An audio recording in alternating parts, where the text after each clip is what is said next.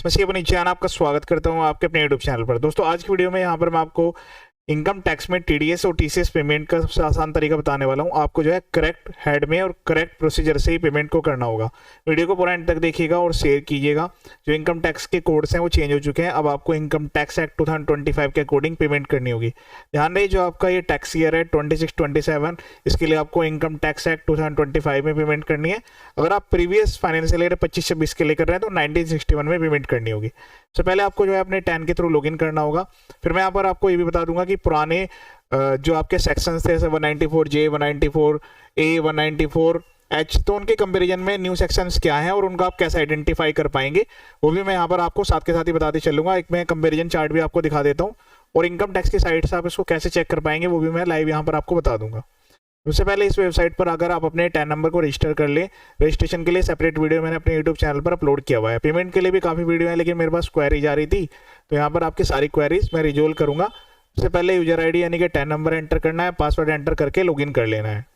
Login करने के बाद आपके सामने पेज कुछ इस टाइप से यहाँ पर आएगा। ई फाइल में जाना है, ई पे टैक्स में जाना है। ये एक्टिविटी आप अपने मोबाइल से भी कर सकते हैं। बस ध्यान रहे जो भी आप चालान भर रहे हो सही तरीके से भरें। अगर आपने गलत यहाँ पर सिलेक्शन कर लिया तो फिर उसके लिए चालान करेक्शन करना पड़ेगा। ये आपका ट्रेसिस की न्यू वेबसाइट के थ्रू होगा। टीडीएस सीपीसी की वेबसाइट है, मैंने इसके लिए भी सेपरेट वीडियो अपने यूट्यूब चैनल पर अपलोड कर दी, जल्दी वो आपको मिल जाएगी। गलत चालान को आप करेक्ट कर पाएंगे लेकिन उसकी अपनी एक कंडीशन है, तो बेटर है कि सही तरीके से पे करें। तो अभी हमें जो पेमेंट करनी है वो इनकम टैक्स एक्ट 2025 में करनी है। कंटिन्यू पर क्लिक करना है, इसके बाद यहाँ पर न्यू पेमेंट पर क्लिक कर देना है। टैक्स ईयर 26-27 ये सेलेक्ट कर लेना है। उसके बाद यहाँ पर पे टीडीएस का ऑप्शन है, ये आप अपने मोबाइल से भी कर सकते हैं, कोई दिक्कत नहीं है। प्रोसीड पर क्लिक करेंगे, यहाँ पर आपसे पूछा जाएगा कि मेजर हेड क्या है और माइनर हेड क्या है। सबसे पहले आपको चेक करना होगा कि जो डिडक्टी है, आप यहाँ पर टैन नंबर होल्ड कर रहे हैं, आप डिडक्टर हैं, इसका आप टीडीएस डिडक्ट कर रहे हैं, टीसीएस कलेक्ट कर रहे हैं, ठीक है। तो जो सामने वाला पर्सन है उसका क्या स्टेटस है, वो कंपनी है या नॉन कंपनी है, पहले ये सेलेक्ट कर लेंगे। फिर इसके बाद जो सामने वाला पर्सन है वो रेजिडेंट है या नॉन रेजिडेंट है, क्योंकि उसी के अकॉर्डिंग यहाँ पर जो है सेक्शन चेंज हो जाएंगे। क्योंकि अब यहाँ पर जो सेक्शन है उनको मर्ज कर दिया गया 392, 393, ये आपके कुछ ऐसे सेक्शन है जो कि यहाँ पर कंप्लीट डिटेल को कवर करेंगे, ठीक है। या मल्टी हेड की पेमेंट भी एक साथ हो सकती है, लेकिन ध्यान रहे उन सब का जो स्टेटस है मेजर हेड का, माइनर हेड का, वो सिमिलर हो। यहाँ पर कुछ नोट्स दिए गए हैं, उनको ध्यान से एक बार रीड आउट जरूर कर लें। ये वही वाला पॉइंट है जो मैंने आपको बता दिया कि प्रीवियस ईयर के लिए करना है तो आपको वो लेना है, क्योंकि उसमें असेसमेंट ईयर 26-27 का मतलब फाइनेंशियल ईयर 25-26 है, ठीक है। अब उसके बाद हम यहाँ पर जो है कंटिन्यू पर क्लिक करेंगे। क्लिक करने के बाद आपके सामने ये वाला पेज आएगा। अब इसमें यहाँ पर आप चेक करेंगे तो पूरी काफ़ी लिस्ट दी गई है, तो इसको आप कैसे आइडेंटिफाई करेंगे तो आ देता हूँ। इनकम टैक्स की ऑफिशियल वेबसाइट है www.incometaxindia.gov.in। यहाँ पर आपको आना है, एक्ट में इनकम टैक्स एक्ट 2025 पर क्लिक कर लेना है। आप इस पेज पर रिडायरेक्ट होंगे, यहाँ पर यूटिलिटी पर क्लिक करना है। इसमें आपको जो है कंपैरिजन के लिए टूल मिल जाएगा। आपको क्या करना होगा, यहाँ पर क्लिक करके जैसे आप जो है सर्च करेंगे सेक्शन, तो उसके पैरेलल जो आपका नए एक्ट में सेक्शन है वो यहाँ पर आपको देखने के लिए मिल जाएगा। अब सपोज करें इनकम टैक्स एक्ट 1961 में मैं सेक्शन यहाँ पर सर्च कर रहा हूँ 194C, ठीक है। तो यहाँ पर आप लिख देंगे पेमेंट टू कॉन्ट्रैक्टर, इसके पैरेलल सेक्शन है 393, उसमें पूरी की पूरी यहाँ पर जो है टेबल्स दी गई है। अब इन टेबल में भी आपको कंफ्यूज नहीं होना, इसके अलग अलग 4 पार्ट है। पहला कॉलम जो है सीरियल नंबर का है, दूसरे में nature of income, column B में, कॉलम सी में पेयर और डी में रेट्स स्पेसिफाइड है। काफ़ी सारे रेट्स को मर्ज कर दिया गया है, कमीशन, रेंट के अलावा इमूवेबल प्रॉपर्टी के रिगार्डिंग पेमेंट हो, कैपिटल मार्केट के रिगार्डिंग पेमेंट्स हो, इंटरेस्ट इनकम की पेमेंट है, उसके अलावा पेमेंट टू कॉन्ट्रैक्टर्स है। तो इनको यहाँ पर टेबल में स्पेसिफाइड कर दिया गया है, ठीक है। तो अब क्या करना होगा, आपको जो है इसमें चेक करना पड़ेगा कि भाई, क्योंकि जो एक्ट में पुराने में रेट थे वो अभी भी रेट सेम ही चीज है। टेबल की प्रॉब्लम आ रही है कि कोड कौन सा लें, क्योंकि यहाँ पर आप देख रहे होंगे जो इनकम टैक्स का मैंने लॉगिन किया हुआ है, यहाँ पर जो है कोड भी दिया गया है लास्ट में, आप ये देखिएगा। जैसे ये 1001, 1002, 1004, 1005 ये कोड्स हैं, इनसे आपको याद करना होगा। तो मैंने यहाँ पर जो है आपको एक चार्ट दिखा देता हूँ। इसमें टीडीएस ऑन सैलरी के रिगार्डिंग ओल्ड और न्यू जो आपके सेक्शंस है वो कुछ इस तरीके से हैं, ठीक है। तो आप वीडियो देख रहे हैं तो आप वीडियो को स्लो मोड में भी देख सकते हैं। यहाँ पर जो है पूरा मैं आपके लिए जो है ये, या फिर अगर आप स्क्रीनशॉट लेना चाहें तो वो भी ले सकते हैं।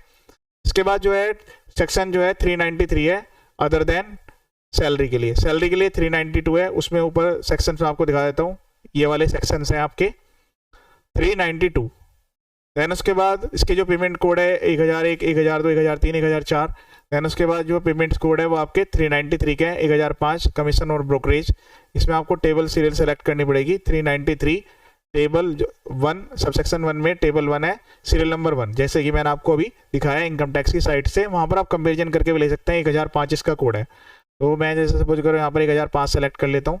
उसके बाद जैसे टैक्स की वैल्यू आप ले लेंगे, जो भी TDS आपका है, ध्यान रहे मेजर हेड और माइनर हेड मल्टीपल पर्सन के लिए भी सिंगल चालान में पेमेंट हो सकती है, कोई दिक्कत वाली बात नहीं है।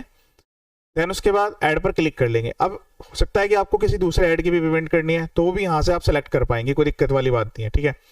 तो अगला जो सेक्शन है मैं यहाँ पर ले लेता हूँ आपका रेंट वाला, ठीक है।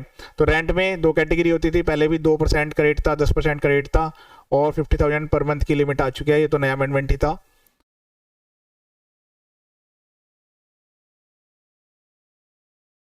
इसके रिगार्डिंग जो है मैं यहाँ पर अभी सेकंड कोड ले लेता हूँ 1009।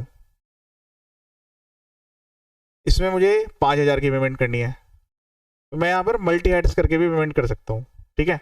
तो मैंने यहाँ पर अभी आपको फ्रंट वाला दिखाया, पर नेक्स्ट वाला तो पेज जो है वो सिमिलर है। आप एक बार रेट ध्यान से चेक कर लीजिए, कोड से आप चेक कर सकते हैं यहाँ पर।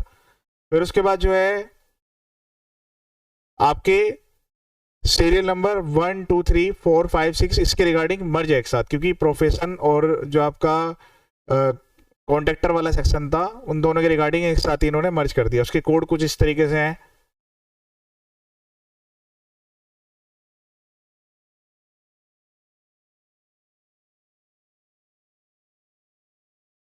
(194C) contractors other than individual और HUF वाला जो पॉइंट था आपका, तो 30,000 और 1 लाख वाली लिमिट थी, वो भी सेम एज इट इज रखी गई है, ठीक है। लेकिन इसमें एक और जो सेक्शन होता था जहां पर स्पेसिफाइड पर्सन था, उसको जो है ऑडिट कराने की रिक्वायरमेंट है, तब तो वो इसी में कवर होगा। लेकिन अगर ऐसे पर्सन है जो कि इंडिविजुअल HUF है, लेकिन उनको ऑडिट की रिक्वायरमेंट नहीं है, लेकिन अगर वो 50 लाख से ज़्यादा की पेमेंट कर रहे हैं, तो उस केस में फिर जो है मैंडेटरी रिक्वायरमेंट आ जाती है TDS की, तो उसके प्रोविजंस को भी यहीं पर ही कवर कर लिया गया है, ठीक है।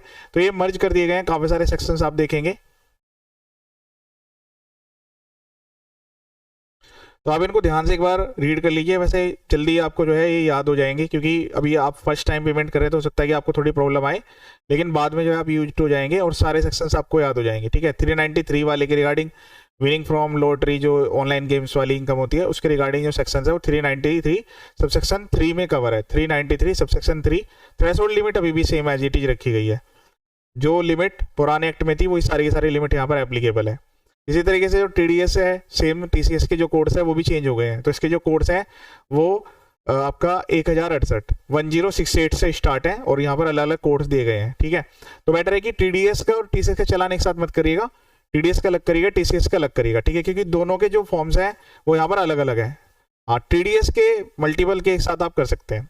ये एंटर करने के बाद अगर कोई इंटरेस्ट लेट फीस पेनल्टी आ रही है तो उसको भी आप पे कर सकते हैं। इसी के साथ ही कंटिन्यू पर क्लिक करना है। उसके बाद एक बार डिटेल्स को वेरीफाई कर लेंगे, कंटिन्यू पर क्लिक कर देंगे। उसके बाद जो है यहाँ पर आपको पेमेंट के मोड देखने के लिए मिलेंगे। तो अभी भी सेम उसी तरीके से प्रोसेस रखे गए। लास्ट में नेट बैंकिंग सारी अवेलेबल है, किसी भी नेट बैंकिंग को आप सेलेक्ट करेंगे, अदर्स में भी काफ़ी बैंक लिस्टेड है। उसके बाद कंटिन्यू पर क्लिक करना है, उस पेज पर रिडायरेक्ट होंगे आप बैंक के, वहाँ पर जाकर जो है आपको पेमेंट कर देनी है, और इसी पेमेंट कंप्लीट होने के बाद इसी वेबसाइट पर आप रिडायरेक्ट होंगे, और उसके बाद जो है आप जो है चालान को अपने पास डाउनलोड करके रख सकते हैं, क्योंकि रिटर्न अभी फाइल करना मैं आपको नेक्स्ट वीडियो में बताऊंगा, तो उसमें चालान की रिक्वायरमेंट आएगी, ठीक है। फिर उसके बाद डेबिट कार्ड का भी यहाँ पर ऑप्शन है, पे एट काउंटर का भी ऑप्शन दिया गया है, RTGS का भी ऑप्शन दिया गया है। उसके अलावा पेमेंट गेटवे यानी कि UPI, credit card, debit card, किसी के द्वारा भी आप जो है पेमेंट करना चाहते हैं तो कर सकते हैं, लेकिन उनके थोड़े माइनर चार्ज हो सकते हैं। तो उसके लिए आप जो है एक बार ट्रांजेक्शन चार्ज को प्रॉपर चेक कर लें, और फिर उसके हिसाब से आप पेमेंट कर सकते हैं। जैसे UPI के भी फिलहाल कोई चार्ज नहीं, आपके पास किसी भी बैंक का नेट बैंकिंग है, क्रेडिट कार्ड है, डेबिट कार्ड है, UPI है, तो आप आसानी से पे कर सकते हैं। मैंने कंप्लीट प्रोसेस आपको बता दिया है। चालान आपको कहाँ से डाउनलोड करने के लिए मिलेगा, उसके लिए आपको जो है ई-पे टैक्स में जाना है, यहाँ पर जो है कंटिन्यू पर क्लिक करना है। यहाँ पर जनरेटेड चालान आपके मिल जाएंगे, और पेमेंट हिस्ट्री में सारी की सारी पेमेंट हिस्ट्री आपको यहाँ पर देखने के लिए मिलेगी। 3 डॉट्स पर क्लिक करके आप उनको डाउनलोड भी कर सकते हैं। तो ये था कंप्लीट प्रोसेस, करेक्ट प्रोसेस।